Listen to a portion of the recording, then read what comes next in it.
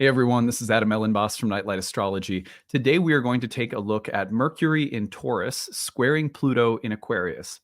Now, Mercury has just entered the sign of Taurus, and so it's at the very early first couple of degrees where it is making a square to Pluto, who is retrograding in the first couple of degrees of Aquarius. So we are going to look at 5 different things to watch for given the Mercury-Pluto combination. Now, this is taking place in the midst of some other major transits, which we've already been looking at this week and will continue to look at tomorrow, namely Venus going into a conjunction with Uranus at the exact same time that we will have Jupiter Cazimi at the heart of the sun on Friday. So a really big series of events, honestly, and an exciting time to be looking at the astrology. So today we'll focus on the Mercury-Pluto dynamic. If you're looking for content on the rest of those transits I mentioned, we will be looking at the rest of those tomorrow. We've already done so on a few of them earlier in the week, so you can check back on those too. Anyway, that's the goal for today. Before we get into it, as always, don't forget to like and subscribe. It helps the channel to grow when you guys click that little thumbs up button in whatever creative ways you come up with, and we really do appreciate that. You can find a transcript of any of my daily talks on the website, nightlightastrology.com. I'm going to take you over there because tonight, Neptune in Aries. I am giving a talk this evening on Neptune's entrance into the sign of Aries, which happens next year, but it's a good time to be looking at it because Neptune is culminating at the 29th degree of Pisces right now. Go to the events tab, click on live talks, go down and you'll see Neptune in Aries tonight, May 16th, 7 to 9 p.m. Eastern. If you can't make it live when you register, when you do register, we give you the link to attend the webinar, but if you can't make it live, we send you the recording afterwards. So you will be able to watch the recording of that. This is going to be a great talk. We're looking back at the last time Neptune was in Aries in this talk as a way of understanding both the personal and collective dimensions of Neptune in Aries. Did you know that that coincided with the start of the American Civil War in 1861? Yeah, it's pretty... it's a very hefty transit that we're going to be looking at, made all the more intense by arguably the other major conjunction of the decade. One was Saturn-Pluto before the outset of the pandemic. The other is Saturn-Neptune at the outset of Aries. So we're going to be looking at some of these things in this talk, prepping ourselves for one of the biggest transits of the decade, which is a little bit, it's about a year off still, but it's a really good time to start looking at that. So come check it out tonight. The other thing that you need to know is that the first year course, the Hellenistic program, Ancient Astrology for the Modern Mystics, starts June 16th. The early bird sale expires tomorrow. We extended it by 2 days so that people who are getting paid on Friday, some people are asking us if we could just extend it just a tiny bit. So sure, it's available until Friday, May 17th. You can enroll using the early bird payment or early bird installment plan. And then if you are someone who needs a little bit of help, check out the need-based tuition assistance. You apply, you name your price within a sliding scale. We match you with a plan of monthly tuition at that number. And that is for people who might have a little bit of, maybe you have some constraints financially, or you are just trying to make sure you don't live outside your means. We understand that people are coming from different backgrounds. If you really want to take the course and you need a little bit of help to make it happen, please do use that. We like to make sure nobody's priced out. At the end of today's talk, you will see me tag a video on, as I have been doing through enrollment season, exploring the program and its curriculum in depth. So if you stick around after I sign off today, there is a video that accompanies today's video where I will tell you more about the upcoming program. Next week, I will start looking at the horary program and telling you about that class in case you're interested in starting that one in June as well. So some different opportunities coming up. We hope to see you guys in class. It's a good time to study astrology, by the way, as I'm getting things set up here, because Jupiter's entering Gemini and going to be trining Pluto in Aquarius right about at the time that we start these new programs. It's a very auspicious planetary configuration under which to begin the study of astrology. Those Aries signatures between Jupiter and Pluto are fantastic for the kind of start date of an astrological education. So anyway, just on a side note. Now, today we are looking at 5 things to watch for. And those 5 things that we are watching for are directly correlated to Mercury and Pluto. So here we have Mercury in the sign of Taurus. I'm going to point this out right here. Here's Mercury. There's Pluto. They're about a degree off. Let's fast forward this. Tomorrow, they get into the square. So between today and tomorrow, the May 16th to May 17th, May 16th to May 17th, Mercury will square Pluto. And then you can see tomorrow we get into what we'll be looking at the end of this week, this big series of events, which involves Venus conjoining Uranus and the Sun conjoining Jupiter. So you go to Jupiter Cazimi at the same time that you have a Venus-Uranus conjunction. Major planetary event right there. Pretty special. So that is what we're looking at over the weekend. And today we're going to focus on the piece that really perfects first, although they're all kind of happening at the same time, as you can see, which is the Mercury square to Pluto. So I'm going to tell you 5 things that you can watch for with this particular square. Sometimes it's hard to notice this little square happening between Mercury and Pluto that would otherwise take, I don't know, center stage. But when you place it alongside of all these other events, it may be forced into the background a little bit. But yeah, it's still a strong archetypal combination. And I'm assuming that you're going to be able to notice some of these themes. So number 1 is we have Mercury, a planet that is associated with the mind, with philosophy, speech, reason, rationality, but also the kind of Mercury is also associated with the kind of the magic of the mind. So it's like, don't think of Mercury purely as rational, because Mercury, you think of Hermes, like Hermes is a bit of a magician. And so insofar as the mind is magical and inventive and not totally predictable and erratic, as well as rational and logical, that's kind of the full-mindedness of Mercury. When Mercury goes into an earth sign, Mercury becomes invested in things that are sensual and Venusian and earthy and feminine. And so it's a nice place for Mercury. You think about Mercury and Taurus, you think about people who have beautiful singing voices, or you think about people who might be like a good poet or a singer-songwriter. Maybe they have skill playing an instrument or something like that. These are just images, of course, but when you then take Mercury and square it with Pluto in Aquarius, remember, squares are of the nature of Mars, so they tend to initiate action, but also bring up challenging situations or circumstances that may require some effort. Some action is required. So when you put that Mercury, earthy Mercury, into a square with Pluto in Aquarius, one thing that happens is you get the kind of galaxy brain of Pluto in Aquarius, this fixed air sign that has lofty, grand, idealistic views of everything from science to spirituality to sociology. And you put them together and it becomes like Mercury is sort of like a piece of clay. And being impressed upon it is the sort of fixed Saturnian air quality of Aquarius, where it's like, let's impress a new idea upon this fertile and receptive substance of the mind.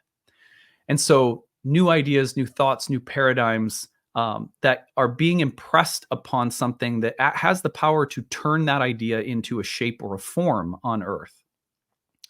This is where, for example, someone might write you a macro plan, how to manage your calories and the split of the macronutrients in your diet and so forth. And you take that plan and you literally impress it onto your body and you get into a rhythm with a new macro split or something. Or maybe it's a meditation regimen that someone recommends. And you go, okay, I'm going to take that picture of a meditation structure for my life, how often I meditate, at what times, how many days a week or whatever. And I sort of set it down and I go, okay, now I'm going to embody that plan. So if you think about Mercury in Taurus, you're thinking about a kind of a piece of clay, and the power of Pluto in Aquarius impressing itself upon the clay brings about the power of new ideas to be molded and shaped into our lives materially, physically, sensually. That's one thing to watch for. Number 2 would be an emphasis on mind-body science. So if you suddenly find that you're watching a podcast on health and wellness and the connection between the mind and the body, whether it's yoga or mindfulness or meditation, anything that suddenly says, hey, here is a cool or interesting application of science that has a direct relation to things like happiness or sexuality or, your health or beauty or your skin or, anything like that.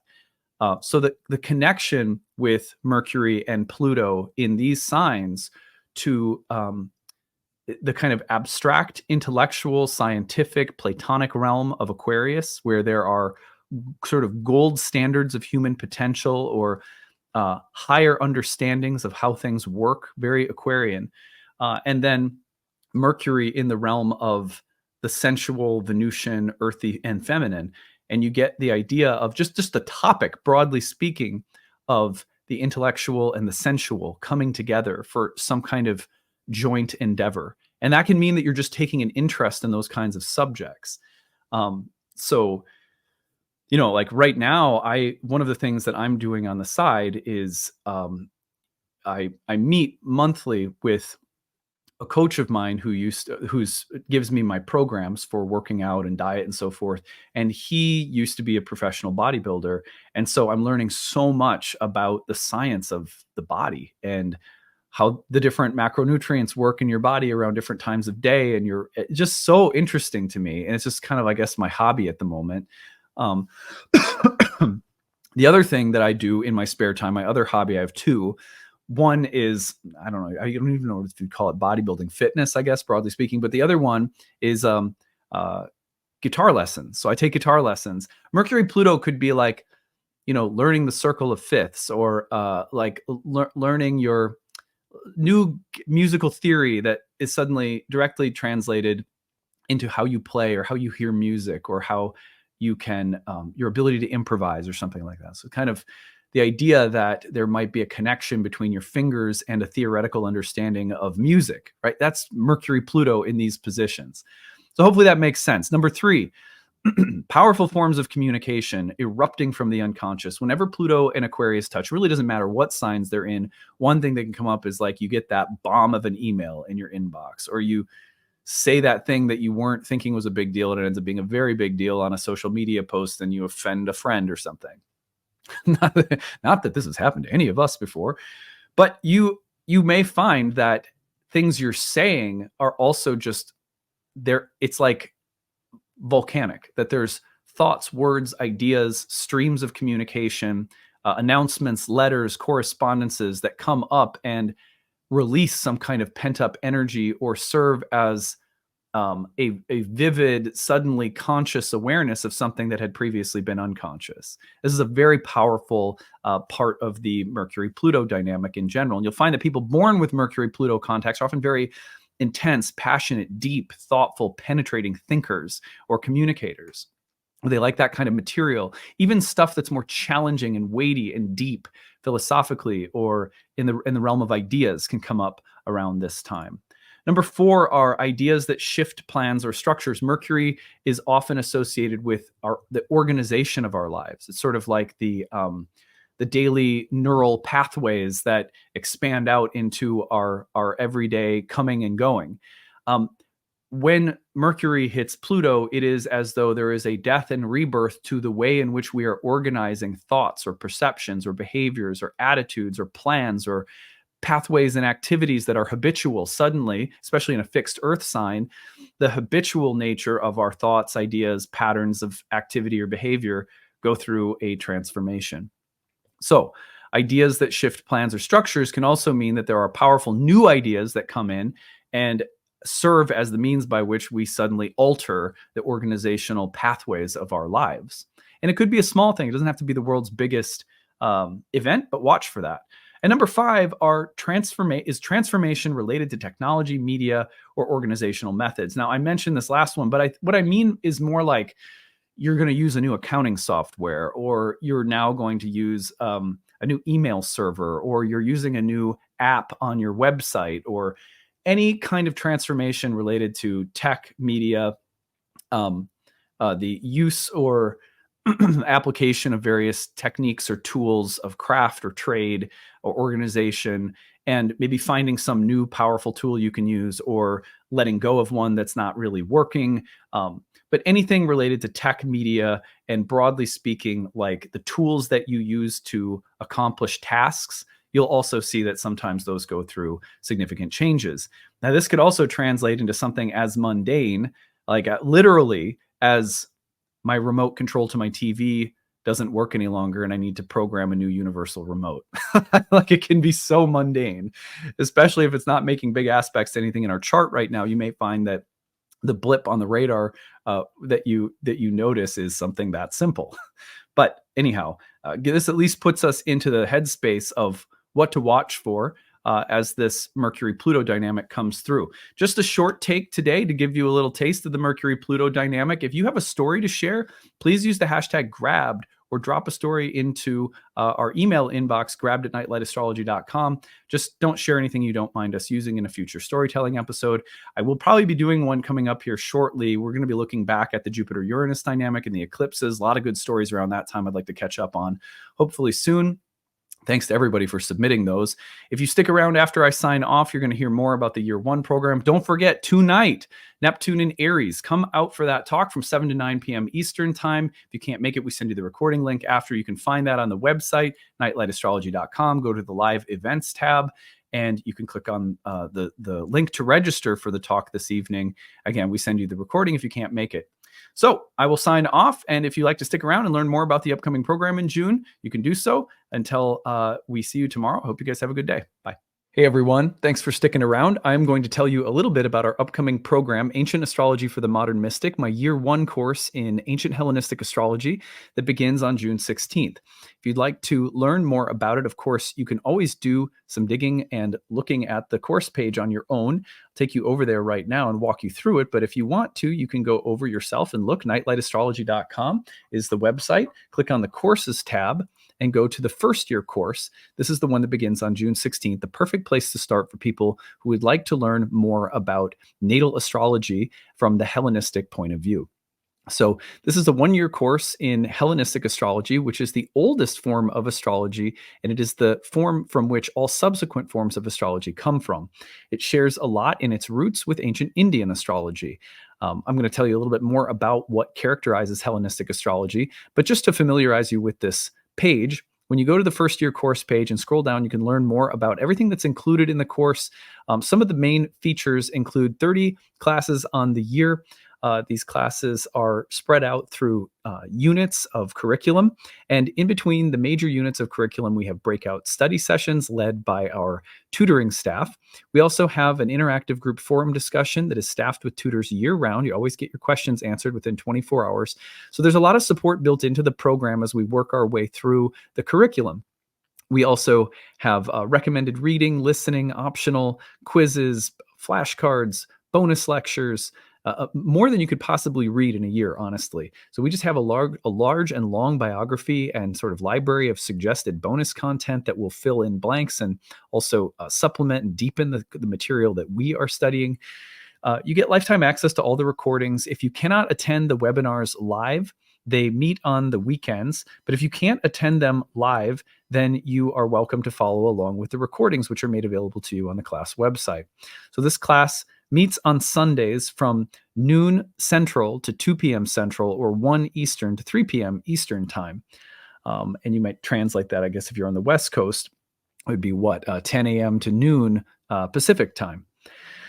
During the program, in addition to working our way through all of the major curriculum, the major foundational elements of Hellenistic astrology, we place a strong emphasis on preparing ourselves to read charts for other people. Whether this is a hobby for you or something that you are endeavoring to practice professionally, the course is built for people who are really there for a lot of different reasons. This is your hobby. This is your passion. You hope to do this for really no one other than yourself, or maybe friends or family, or someone who really decides they want to start a practice. You can take this class at whatever level of interest or depth that you want because of the amount of material that we make available to you inside and outside of class.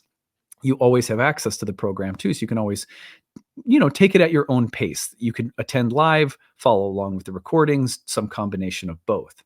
And then the breakout study sessions are really helpful in addition to our interactive group forum discussion. You can always ask us questions. You can email me anytime with questions.